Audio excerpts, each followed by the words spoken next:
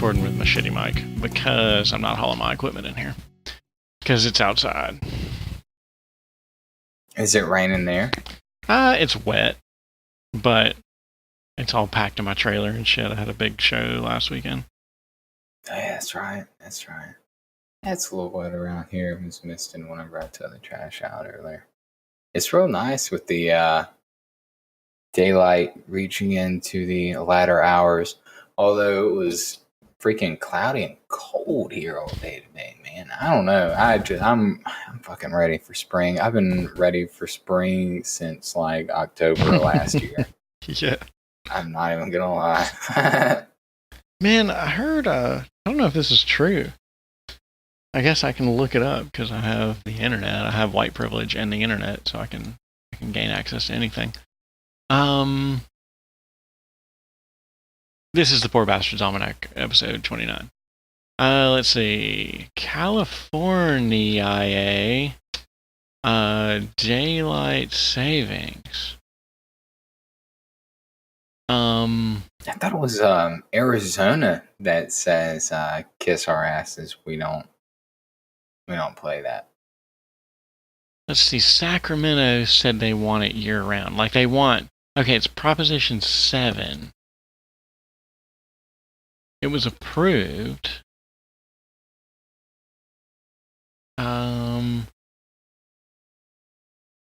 Now lawmakers have to approve a bill authorizing the switch.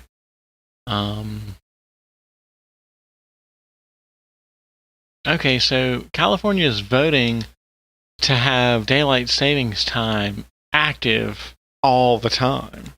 So not ever setting your clocks back to normal time. Which I'm totally down for that, because fuck it getting dark at like 5 p.m., you know? That's the worst. I mean, I don't know. I don't see the flip side of it because I don't have to wake up early. So I don't really know how that affects morning people.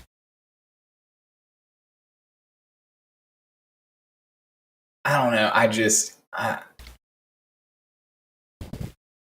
I've felt since the time has changed, since we sprung forward, I feel like it's very deceiving in the morning hours about exactly how early it is. You know, just because it's still dark outside doesn't mean it's still early. By my standards, you know, because of what I do. Yeah. You know, at 7 o'clock, it's still pretty dark outside. And by 7 o'clock, I should be hopping and popping in the 7 o'clock hour. Yeah, so I guess it fucks the morning people. That makes sense.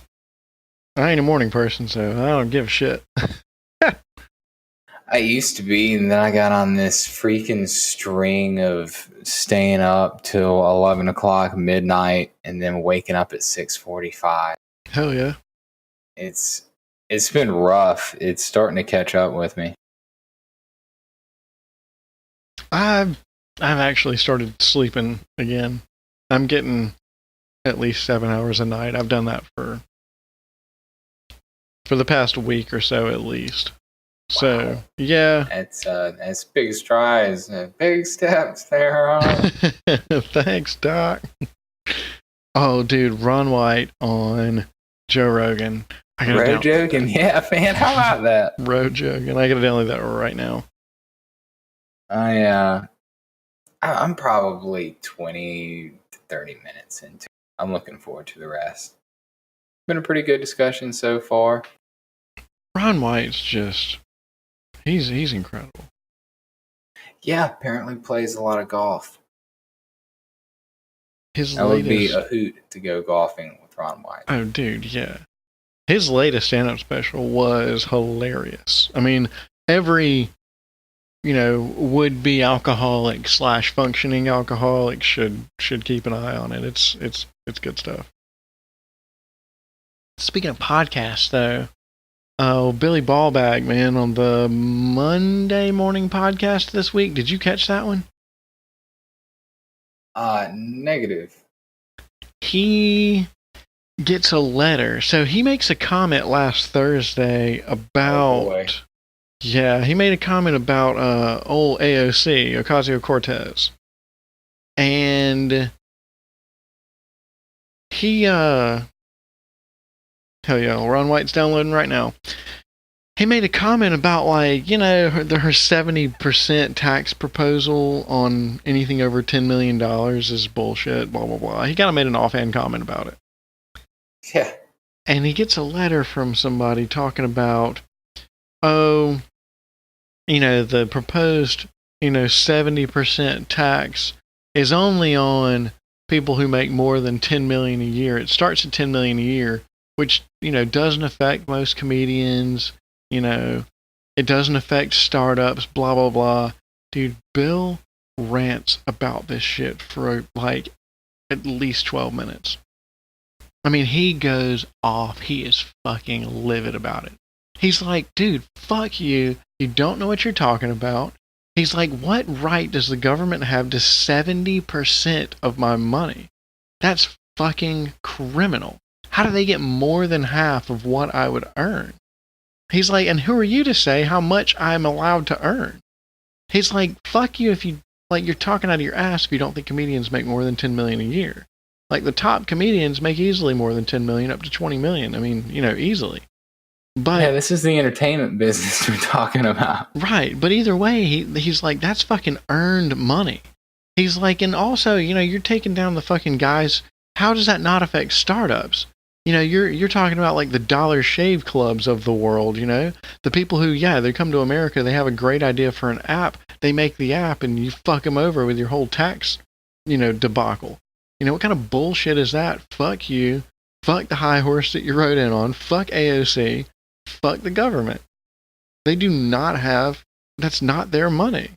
He's like, and what do you think they're going to do with it? They're going to turn around and give it back to you so you can buy yourself a new beanbag chair? Keep working your 9-to-5 job? He's like, fuck you. I work way more than 40 hours a week.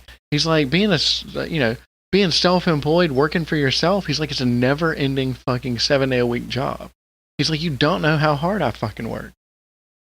And dude, he went off, man. And I was really proud of him. Really proud of him. I thought that was an incredible dialogue or monologue that he gave. Hey, dude, that ideology and what it's about, when it really starts reaching into other people's livelihoods like that. You know, just in quote, the sticks nevermore, he said, shit. He says her days are numbered. Oh my God, dude. I said, quote, the sticks nevermore, and completely forgot. I had it. Oh my God. My bad. I'm sorry, dude.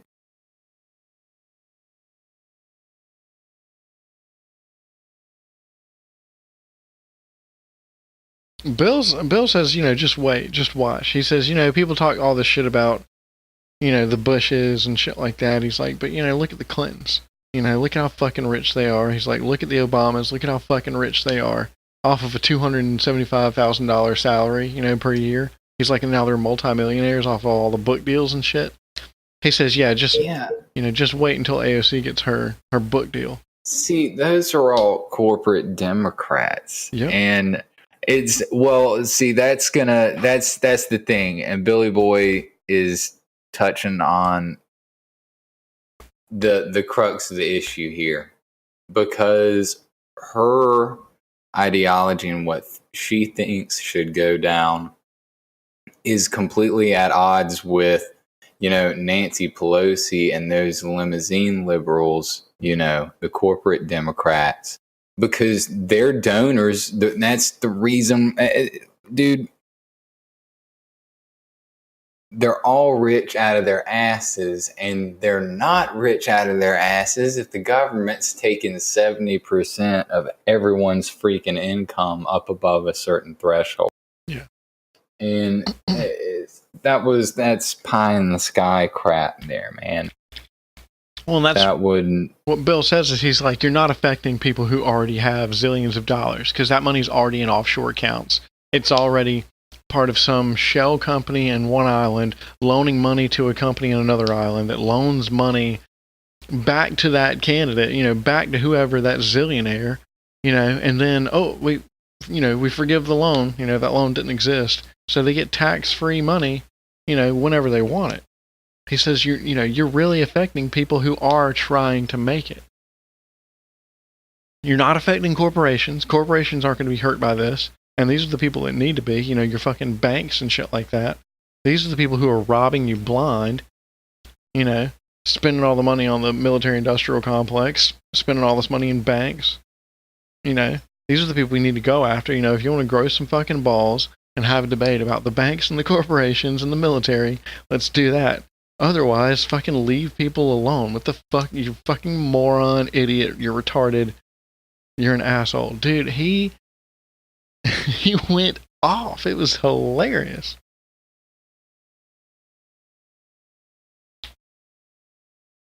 But it's crazy. It's crazy to think that, what are they going to, are they going to turn around and give you that money back? No.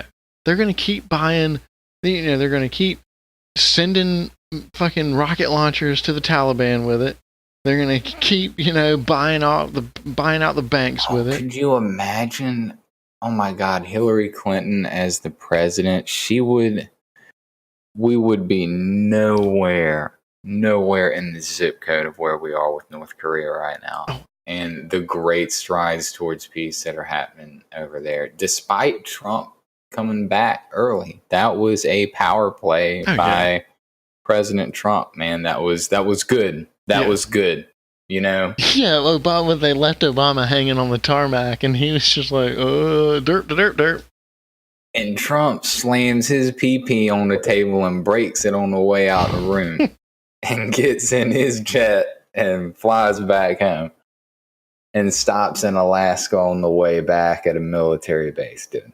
How fucking cool is that? Yep. People give him all kinds of shit, man, but he's not that bad. Yeah, I wonder what the history books are really going to say. Because, good God, there's a lot of people trying to ride him early, buddy. I don't know. Listening to Jordan Peterson, the history books don't say a whole lot about Stalin and Mao and Lenin. That's for sure. They weren't allowed to, really. It was all like, Peter is great. People happy. Sunshine.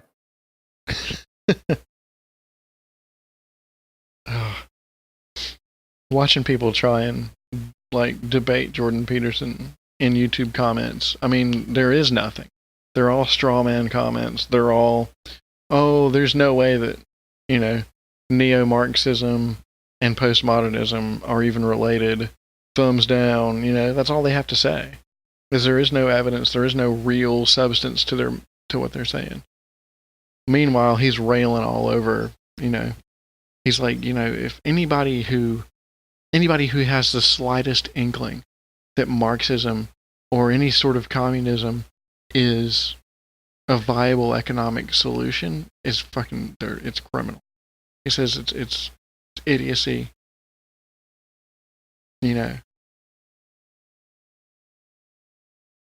It's crazy. I don't know. I think it comes down to human nature. Power corrupts, and there has to be some great arbiter to execute the utopian dream of the socialist state, dude. Yeah, I mean, otherwise, yes, somebody with the biggest gun is going to come along and take it all. And that's what always happens. The guy with the biggest gun comes around the neighborhood and says, all right, well, that's mine now. And if you argue with me, here's my gun. Like, thanks, that's mine, and everything else that I didn't really want is also now mine. Thanks. I mean, this world really is all about power. It's about having stuff for whatever it means, whatever it's worth. And not to get sidetracked and waylaid and trailed off on a totally different subject, but this really does highlight the genius of the writers of the Constitution. And I'll tell you what, man, people are bitching about the rule of law and stuff like that. In light of the FBI and these investigations, shady shit happening in the DOJ as well, you know, Obama's Department of Justice. The Constitution is just a piece of paper. We are all just humans living on a rock that's sailing through space. The adherence to that piece of paper and what's written on it, who knows what it takes for that to erode away for some people, you know? I mean, these Democrats making dumbass, you know, like Elizabeth Warren talking about getting rid of the Electoral College. For what? Popular vote? Whew. So that the freaking metropolitan centers of this nation we can just live under mob rule of urban bullshit, dude. Yeah, I've been Bull's reading ass. a lot of that lately about like uninhibited, unregulated democracy. Unregulated democracy is not necessarily a good thing. Oh yeah, that's what the Clanks were on this morning. Oh, were they? Work's been wild. I swear, I think it was. Yeah, I hadn't clanked in a few days. Today or yesterday. Oh, dude, yeah, check it out. It's good. Because yeah, at first I was like, why isn't just pure? I mean, yeah, when I was younger, I was like, yeah, you know, what is the Electoral College? You know, why doesn't my vote count? Blah blah blah blah blah. But I mean, really, you know, it kind of boils down to the our libertarian comment of like, don't be like Bill, you know, or whatever it is, you know, or be like, you know, whatever the fuck it is. Yeah, Bill, you know, Bill tells you can't do something. All right, well, that doesn't necessarily make him right. All right, well, now Bill gets his friends together and they tell you can't do something. That still doesn't mean that they're right, you know. Bill starts an institution with, you know, with a military that still tells you can't do something. That still doesn't make any of them right. It's just a bunch of people telling you what to do. So yeah, I mean, true democracy isn't necessarily the best thing ever. That's what I'll get the quote that sticks right here. It was, democracy is two wolves and a sheep deciding on what's gonna be for dinner. Oh yeah. And obviously the mob majority, the damn wolves, are always gonna be in the majority. And everybody else are the sheep. I mean, holy crap. That would be ridiculous. That would be utterly ridiculous. And the base reason here is that all these people have pee-pee pants still, raw pee-pee pants, over a lost election. They're acting like fucking children. Human pride is at the center of all this, in my opinion. Human pride is, I'd say, about 40% of it, and I'd say about 60% of it is covering ass. The people who were involved in illegally spying on Trump and, you know, have been abusing the FISA courts, you know, fucking around with investigations, those people are trying to cover their fucking asses right now. They are running and scattering like cockroaches. Where did the FISA courts come from? Dude. Was that a new deal? I don't know when, and I looked this up like 2 or 3 months ago. Technically, it's unconstitutional as fuck. 1978. Because you don't have to bring it, because the person that's getting freaking spied on doesn't know the charges against them. Like, why? Okay, so you have a justification for spying on them, but if you've got a justification to spy on them, why are you approaching this individual publicly? It's because it's illegal search and seizure. It was, FISA courts are, pretty much looks like the work of old Ted Kennedy.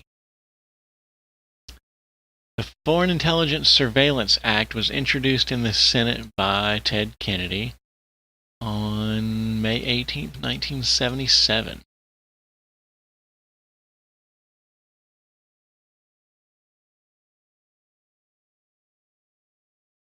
Yep.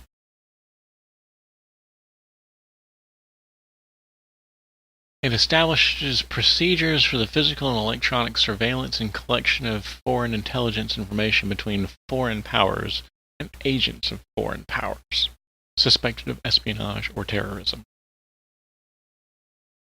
It has been repeatedly amended since the September 11th attacks, of course. Oh, hell yes. Hell yes. And if you don't think it hasn't been finagled and screwed with, this is just dirty abuse of power. For freedom, is all it is. And I bet it is absolutely egregious. I think it's egregious beyond our wildest dreams. Oh, yeah. Well, yeah, I mean, yeah. Well, look at them spying on Trump with it. I mean, so yeah. It's proven. And all this crap that's going down, yeah, that whole Russia bullshit, that was a smokescreen. The rest of this, Democrats jumping up and down, abolish the Electoral College, that is all straight up petulant sore loser. That is butthurt.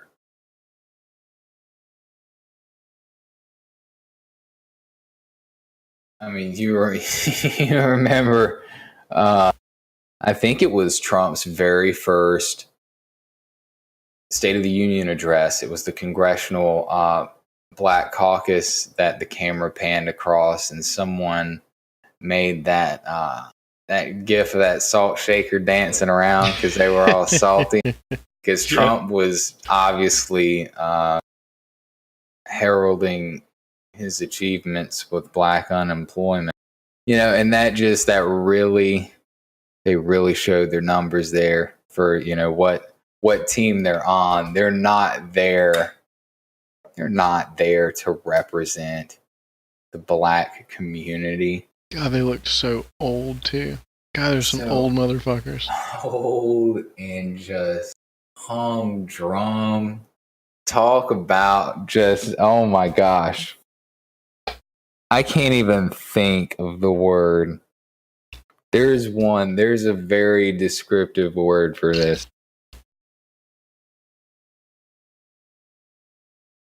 I'm a poor bastard. You can go listen to another podcast for that kind of learned, educated crap.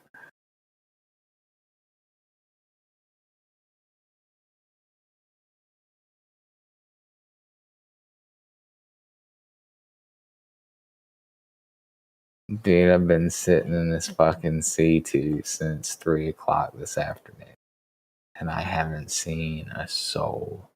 Man, I hadn't played a video game in I don't know how long. I played some Donkey Kong Country last night, actually. Just a little bit. The missus and I were playing some video games together. Playing some video. Yeah. Playing some classics, man. Yeah, because I'm like hooked on some retro remix review again, as always. That track Aquatic Ambience is. I was about to say I listened to that whole thing today. That shit is so good. Yeah. There's there are a few tracks from Donkey Kong Country 2 that have the same author, and they're that good. There's one of them that is Aquatic Ambience level good. Mm. Yeah, Retro Remix Review and this other group, the One Ups, they do some really good video game covers. This shit is really good.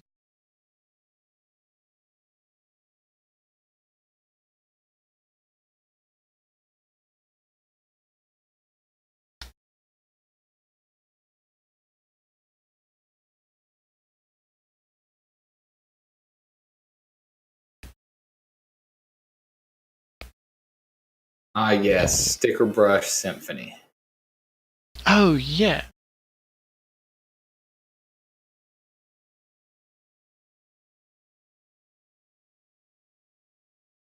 Yeah, I was digging around today looking for some more music, kind of like Aquatic Ambience and Dire Docks. Man, that's a good one. Yeah. And that one popped up. There was a song from Super Mario World 2. Yeah, Yoshi's Island. Yeah. That like theme song or something. And it was okay. It didn't have like that level of like that Secrets of the Forest from was it Chrono Trigger? Just that yes. That like jazz ambience, a little bit of groove, but I don't know. It's just something about it, man. It's fucking awesome. Man, the Chrono Trigger soundtrack is pretty good. I love those battle themes. I think there's an unused battle theme. It's really dadgum good. Oh, wow. Final Fantasy Mystic Quest has a good soundtrack as well, in my opinion. What is Mystic Quest? I've played it a little bit. It's pretty solid, man. I remember seeing it at the rental shop, at the video game rental store when I was little. I think it was made... Yeah. It was a spinoff. It was a simplified role-playing game for the entry-level player. Yeah. It was the first one to be released in Europe. Yeah, because this was back when like they would dumb down games to release them in America. Like they called like Final Fantasy IV released as Final Fantasy II in America. They like made the game easier and all kinds of shit like that. They took out some of the abilities and stuff. It's kind of wild.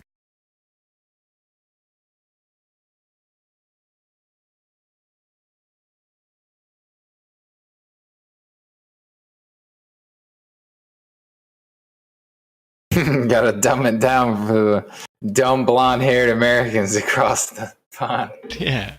It has been praised for its music. Yeah. Huh. Pretty sweet. Dude, I tell you what. Did that link to the playlist?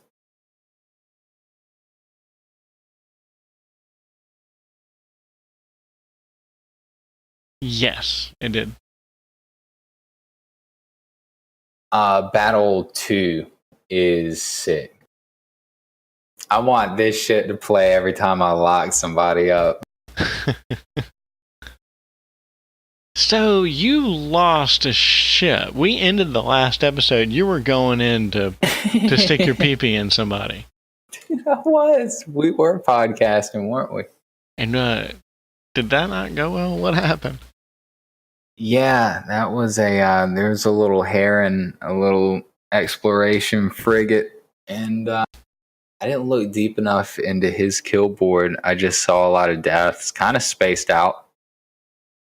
And I, followed proper procedure. I jumped him, and his boy was in a nemesis just like mine, and I was a loot balloon. I'm just now finishing up that tube of butt hurt ointment. Just now getting where I can talk about it.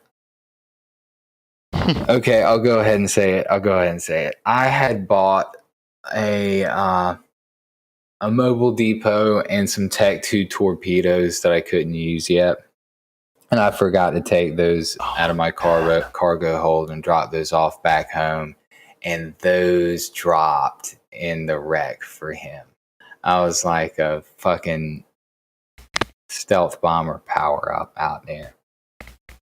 Shit. He popped my fanny, dude. So yeah, I took that one on the chin pretty hard. I managed to get out of there. He didn't pod me. And I'm back to chumming around. Just back to chumming around. I've been dude. So on Reddit today, news came out that Outer Worlds, the new game from Obsidian, that's like the Fallout killer, space Fallout killer. Tell me it's good news. No. Oh crap! It's coming to the Epic Store and not Steam.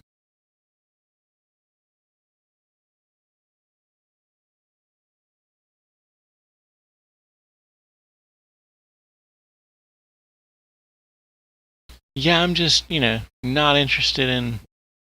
it's great that Steam's getting some competition. There's nothing wrong with that. But Obsidian's fucking themselves by not putting this game on Steam. That's stupid. Yeah, why not both? Yeah, right. It's probably...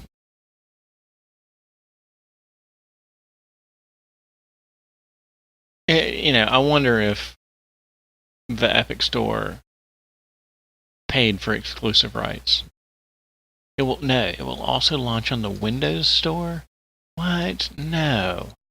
Oh, well, they acquired Obsidian. Okay, so that makes sense. Yeah, Microsoft bought Obsidian. I forgot about that.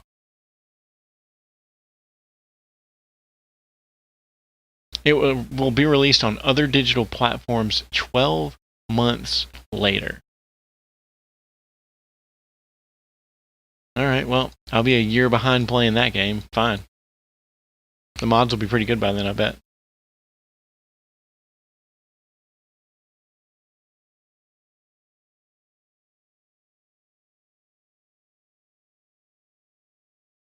Oh, wow. Apparently the Epic Store...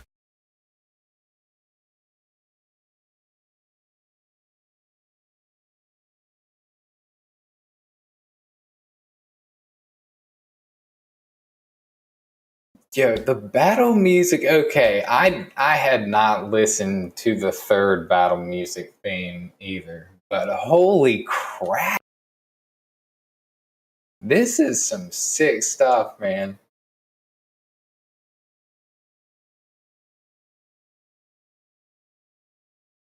I mean, thank goodness this stuff is on YouTube. Thank goodness this stuff is on YouTube. This shit otherwise, is hard. How in the devil would you get your hands on this? Yeah. Yeah, I know. I'm a little torn about, YouTube is still the place to find good music. I hate that they're censoring people. I don't, we'll see what happens in the future. They're digging their own grave by doing that. I don't know. I've got to develop an opinion on an internet bill of rights. I mean, it can't remain the way it is right now. That's freaking ridiculous. Oh, wow. Heavy Rain is finally coming to PC, and it's going to be an Epic Games Store exclusive. God damn it. What the fuck? As a Linux gamer, just stick it in my ass, why don't you? I mean, we'll see, but I don't know. I mean, they have no Linux game support plan, so I mean, yeah, they're fucking me, personally.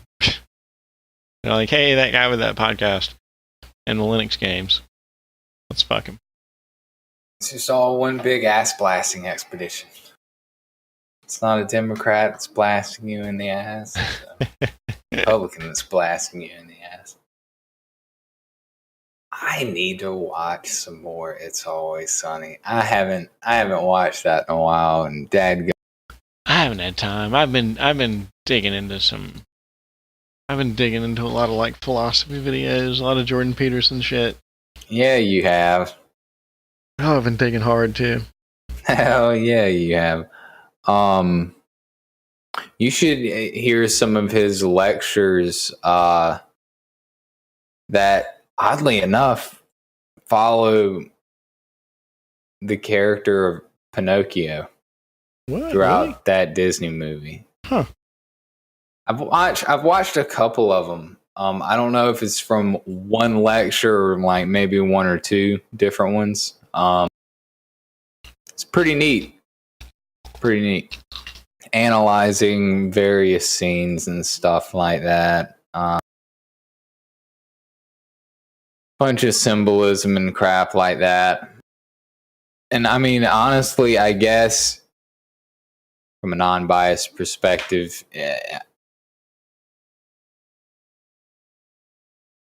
something like that, like Pinocchio, like Disney's Pinocchio, is that really all that different than, I don't know, man, finding some hieroglyphics up on the wall from way back when that told a fictional tale? I mean, yeah, that's true. You got a point. Man, I really try to look at things like that. I really try to keep things in that kind of perspective. Well, it's like when Dan Carlin, he's got that bit about, all you can do, you have no choice except to trust history 100%. Like, there is no other option, especially like ancient history. Like, even tales of like gods and things like that. Because that's all that's literally written about it. So you have to take it like at face value as it is. I mean, there is no other way to really kind of take that stuff. It's kind of cool, like his take on ancient history. Hey man, I watched his what was it called? Damn it, I'm gonna have to look it up now. I'm terribly sorry. Because I can't just mention something like this. Dude, this is ridiculous.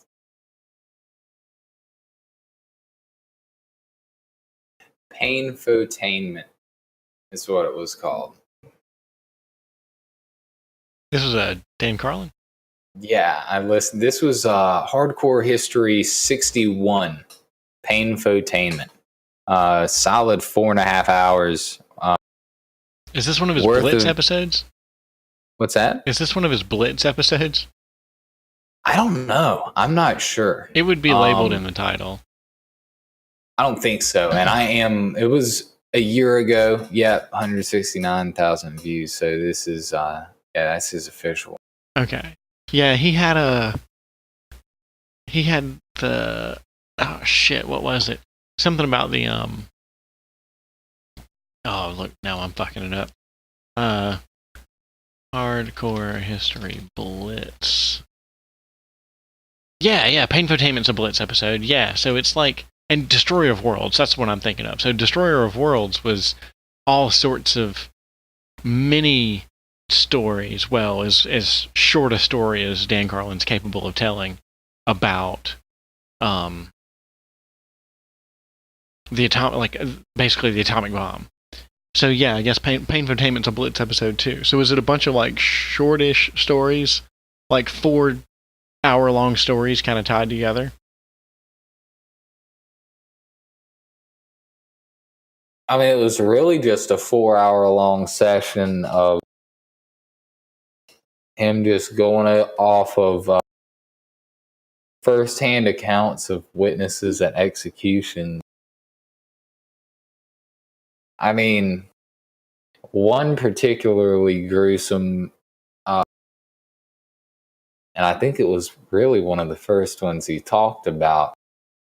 George Washington was a young boy at the time that happened in France.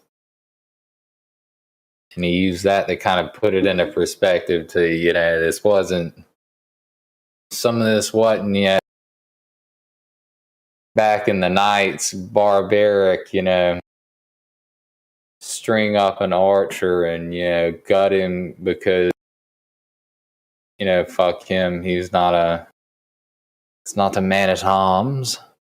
Isn't worth any ransom. His family doesn't have any money. Probably a common thief, to be honest with you. Archers, back in the day, it was kind of like that. Sometimes archers were in service because they'd otherwise be strung up for whatever crimes they had committed. Bunch of ragamuffins, dude. You should read, and if you ever get the time, here in the next 30 to 40 years, freaking Bernard Cornwell's The Archer's Tale. Bernard Cornwell's got a whole bunch of different books, but I actually found somebody uploaded the audiobook on YouTube. Oh, wow. I've been listening to that, man. Dude, there's one character named Sir Simon, who's Simon a what? dick. Sir Simon Jekyll, and he's English, and there was I'm pretty sure, and this is early in this story, I'm pretty sure they're in Britain, and Simon Jekyll is he's sorry, man. Dude, is this an 11-hour audiobook? Oh, yeah. That's it, yeah. Holy Jesus. Dude, I've got the book on my shelf, man. Gator gave it to me, like, back when we were kids, man. Because he had read it, and I actually gave him the link to that. So he'll read it again. But and I'll try to be brief on this, just a little blip out of that story. It was like, and without telling you any background, because that would take way too long, obviously. Simon Jekyll he's really a prick. He's got rust on his armor. He's poor. He's poor because the estate he inherited was so indebted. And basically, his debtors can't come at him as long as he's in combat, as long as he's out looking for the fight, as long as he's out there waving the banner of, his crest, as long as he's out there on the field, I guess is the best way to put it. As long as he's out there, his creditors can't come at him. And his squire, has a shiner because he slaps his squire around because he's pissed at his squire because, there's rust on his armor, but it's really because he can't afford the vinegar and fine sand to get the rust out of his armor. And that's just a little background of this guy. He was one of 10 English men at arms, mounted, right, with lances, and they all had a lance, a shield, and 2 swords, one for slashing and one for stabbing, and both of those could come out of their scabbards real easily. And the 10 English men at arms squared off against 10 French men at arms. They lined up across the field, and there were some English archers on the hill behind them watching them. And the main character was with the archers. And anyhow, the Englishmen, they charged at each other. And since the horses, so their hands are full. They've got a shield in one hand and a lance in the other. Their horses are responding to like them, pressing in with their knees and the spurs and stuff. So their legs are what's working the horse. And as the French are coming, or as the English are coming at the French, one of the English horses kind of moved over and bumped one horse, which bumped the other, and it was like a ripple down the. So they didn't. The French kept their formation tight and hit them square. And a couple of the Englishmen were unhorsed.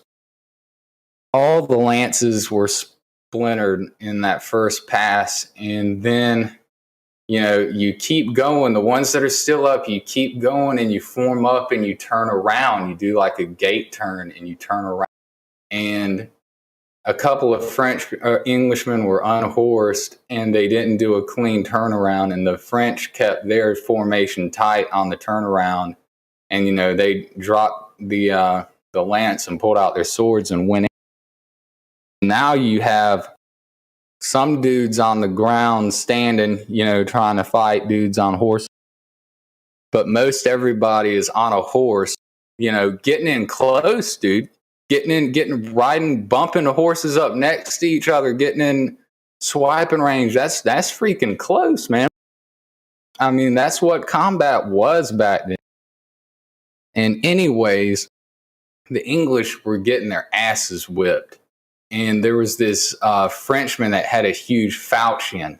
And this guy came at Sir Simon Jekyll. And Jekyll ended up parrying that falchion, and he stabbed him up under his armpit and then bashed him on the back of his head, repelled an attack from a guy on the other side of him, kind of like used his momentum from doing that to parry an attack beside him, and then he turned around and smacked that falchion guy in the fucking throat. And his horse ran off with that guy holding his throat and having a huge stab wound under his armpit. Took that guy out of commission. Dude, it ended up all the Englishmen had died except Sir Simon Jekyll, and he was fending off like 3 people. And Sir Geoffrey of the French, who was the ranking berth out there for the field, for the French on the field, stopped all his Frenchmen, told them to back off, and Simon Jekyll was like, I don't yield. He pops open his visor, he's like pouring sweat, he's like, I don't yield. And Sir Geoffrey's like, there's no one left to fight. And anyway, Simon Jekyll's all puffy and shit, like huffy and puffy, and just goes back up the road. All his boys just died behind him. Like, this guy is, skilled, son. I did not do that book justice to describing what he did, how much ass that guy whipped out there on that horse. He's walking back up the road on that horse towards where the archers are, obviously. The archers saw what, and the main character wanted to help him. Like, why aren't we helping him? One of them says, don't kill 2 Frenchmen when you can kill 10. And they had half the archers pretended to run away on the hill, and those French men-at-arms saw that, and they got bloodthirsty and ran after him. And Sir Simon Jekyll heard him thundering up the road behind him, and he ran off into the woods with his horse, and they just ran off, and the rest of the archers were waiting in the fucking woods, and they smoked their asses, dude. He said it was like a crumpling heap of like groaning men and horses that were trying to, clap at the road because they were all fucked up trying to get up and stuff. Like men were groaning. One called out to Christ, and Sir Geoffrey happened to be in the very front, and somehow he was like 10 paces in front of everybody on his horse, and not an arrow hit him. He was the only one that survived that. So the English men-at-arms got wiped, but everybody that followed, like 30 people got smoked by those archers when they followed. The rest, crossbowmen that were with the French men-at-arms, ran away. And the main character walks up to Sir Geoffrey and tells him to leave. Actually, Sir Geoffrey presents his sword to the main character, and the main character says, nah, you're no prisoner, and he tells him to, go to Spain or the Holy. That's what he told him. Go fight in Spain or the Holy Land. Basically, like, get out of town, man. Like, do what you got to do, but don't like get out of town. And he was cheerful and coy about it. So Simon Jekyll rolls up as Sir Geoffrey's leaving, and he's like, "Stop that man! He's my prisoner." Mind you, Sir Geoffrey, the guy he's saying he's his prisoner, just spared his fucking life back there before everybody got murked, right? Just highlighting how much of a prick Sir Simon Jekyll really is. Basically, Sir Geoffrey walks off, and Sir Simon Jekyll tells Thomas, the main character, I'm the highest born on this field, and I decide who's a prisoner. And Thomas is like, I don't care whose bed you were born in. He yielded to. He was not your prisoner. And Thomas told him to go boil his ass, dude. And later on, like the next day, they're back in town getting drunk at a tavern, and Thomas takes a wrong turn, and two guys tell him, yeah, they're in that. Thomas goes down a freaking alleyway, and they beat the shit out of him. Haul his ass into a little hut. They got a nice boiling pot of water sitting on some red hot coal. They yanked his britches down, and he started yelling murder. They tried to stuff hay in his mouth, and then they beat the shit out of him and slopped a bunch of mud in his mouth, and he started choking on that. And then they were about to pour that boiling water on his bare ass, dude. They unhitched his britches, and he was saved by Father Hobb, who's a little monk who enters into the story there. And that's where I'll end it. I didn't mean to get that carried off, but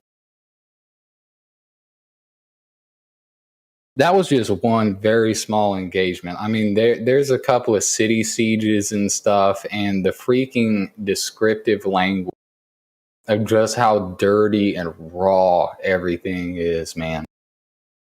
It's fiction, but I do believe it's historically accurate in when and where things took. That's crazy. I might be full of shit on that. I know the places are historically accurate.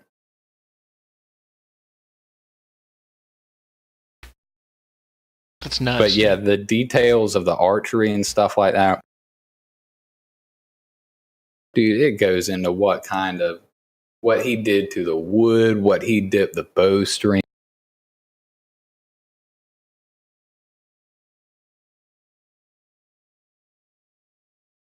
He was his father. He was an illegitimate son. His father was a priest, but his father didn't hide that, and his father had hoped that he'd be a priest. But he practiced archery a lot, and he just enjoyed it. His bow fingers had calluses all over him, but his palms were soft. So that was like the first when he joined up with, an archer group. That was like the first thing that the leader noticed, that his bow fingers had calluses on them, but his palms were like, so what the fuck have you been doing? Huh.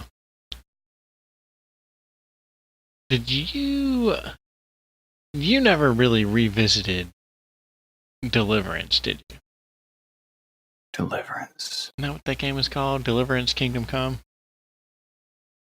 The Oblivion game? Oh, no, man. Dude, I tell you what, listening and reading all this shit, man, yeah, it's got me wanting to check that back. Because I never made it through. And I played it for a couple hours, man. You get, it's kind of railroad story stuff, right?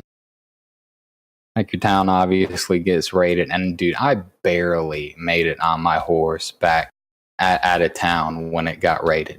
I mean, those guys were hot on my ass. I was like, surely it's going to let me make it out of here alive. Nah, man, I died so many times. I thought I was fucked because, like, on the autosave, I'd already been hit a little bit.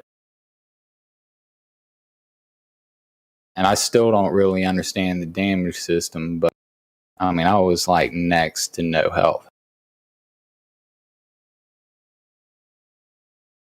I've watched a couple of videos of some really good people doing some arena type combat, like a mace and a shield type deal against various opponents. It's pretty nasty. I mean, you really have to time stuff. I wonder how well it runs on Linux. I'm gonna have to wait for it to, I'm gonna have to wait for a pretty good sale on it. But dude, I cannot believe I have gotten absolutely nothing in this C2. And I guess, I don't know, I've heard from like two different sources that C1s are, that's the lowest class of wormhole. C2s, basically, if you can run a C2 site, I've heard that you might as well run a C3 site. If you can solo C2s, you might as well go to C3s. But this, let me check. Dude, I've had a wormhole pop up since I've been in here. This has 2 high sec wormholes in it. A wormhole to a C1, one to a C2, and another to a C3. I think, yeah, one of these is a high sec static. It's got a high sec static and a C3 static. So it's always got a connection to those two. And the others are just random. But I should have netted something in here. I fixed my overview. Because I found out that whichever tab you've got selected on your overview is the kind of crap that's going to show up in your DSC. So I've made some changes to where, I've got something strictly for nothing but player ships and drones. Because I do need to know, drones will eat my lunch. Honestly, the name of the game right now is I understand my build enough. I finally understand a ship in EVE now. And I've got a Tech 2 CPU processor overclocking rig. And that's allowing me to keep my current build. But I'm training weapons 5, so the CPU requirements of my turrets are about to go down in another 2 days, 11 hours, 30 minutes, and 55 seconds. So once my CPU requirements are down for my turrets, then I'll have some more CPU to work with, and I won't need that rig for CPU. I'll be able to burn that rig and put in something for damage. And that's going to boost my damage. And I think with what I'm rolling with, Tech 2 Afterburner, 2 Tech 2 Target Painter, Tech 2 Warp Disruptor, 2 Ballistic Missile Control Systems in the lows. That's really non-negotiable if you're going for damage.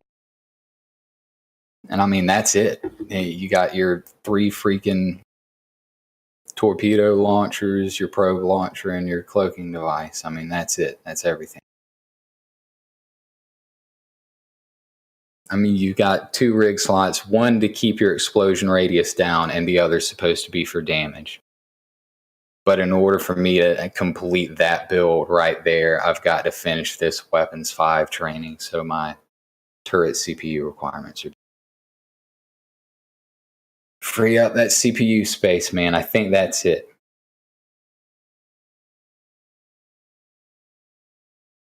I mean, with my current fit right now, I've got 406.9 DPS, and that's called cold. If I overheat while I'm shooting at something, it'll be more than that, which I think is solid. My volley damage, Alpha Strike, total damage from all your weapons simultaneously. Volley damage, 3,700.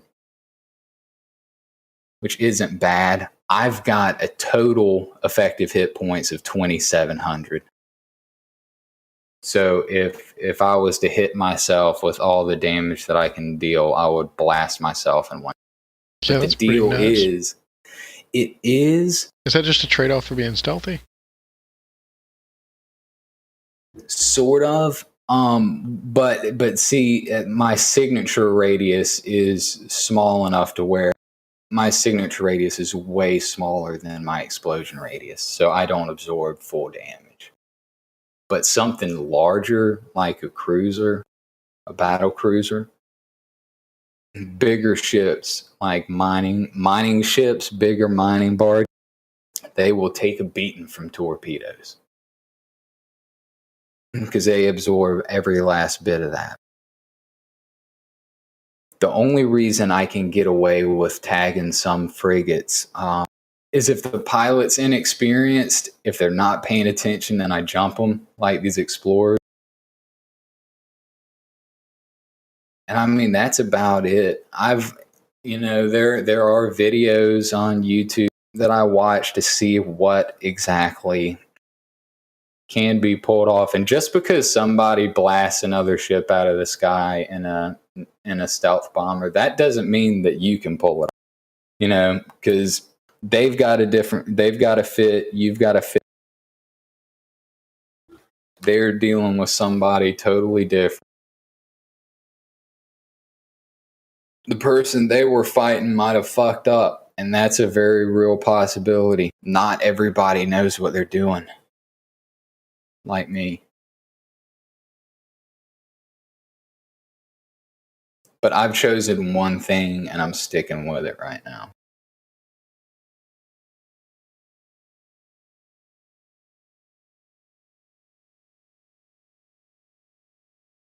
I've heard it said that Eve is not something that happens right now. And yeah, patience is the very first thing that really wasn't a joke. I mean, it's one thing if you want to get up with a whole bunch of other people and straight up dive down chains and just go look for some people that are in on D-scan, and everybody warps in, and blasts them. I mean, you see a lot of people with kill boards that has a lot of green, and you're like, holy crap, this guy hasn't lost a fight in a long time. And then you look a little bit closer, and he's in groups of like 20, Then you check his solo kills, and he's just garbage, I mean, not to trash other people. I'm not exactly great. Yeah, the kills that I have on my kill board are novice, dude. That's I'm going out there stomping crickets and butterflies. I need to haul in some game here. But it's a very, very specific type of shit that I can get away with popping. And I am trying to do the solo thing for a little bit. I'm trying to cut my teeth here.